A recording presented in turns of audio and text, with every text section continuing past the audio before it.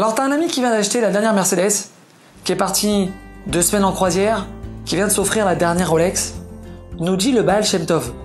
Sache qu'à ce moment-là, c'est ton test. Quel regard tu vas poser sur lui? Est-ce que tu vas l'envier? Est-ce que tu vas être jaloux? Parce que lui, il a prié, et j'ai écouté sa prière. Je lui ai donné sa nouvelle voiture, sa nouvelle maison, sa croisière. Et quand nous, on va prier, vous savez en fonction de quoi Dieu va décider ou non de nous donner ce qu'on va lui demander? Nous dit le Baal Shem Tov une seule chose.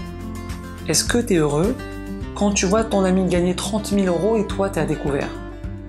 Est-ce que tu es content quand tu vois l'autre qui a des enfants extraordinaires et les tiens, ils te font la misère? Ils sont premiers de la classe et les tiens, il leur faut des cours particuliers tous les jours. Est-ce que tu es heureuse pour ta copine qui a son 3e enfant et toi, tu habites encore chez tes parents? Ta belle-sœur, elle a un shalom baïd de folie et toi, c'est Hiroshima à la maison.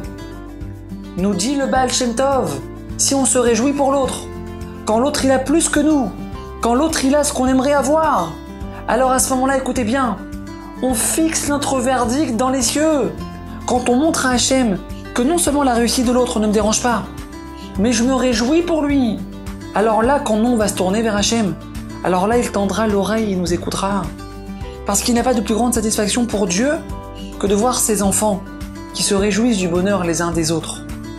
Si on arrive à travailler ça, mes amis, alors on peut être sûr et certain qu'on est à l'aube de très grands changements dans notre vie. À bientôt.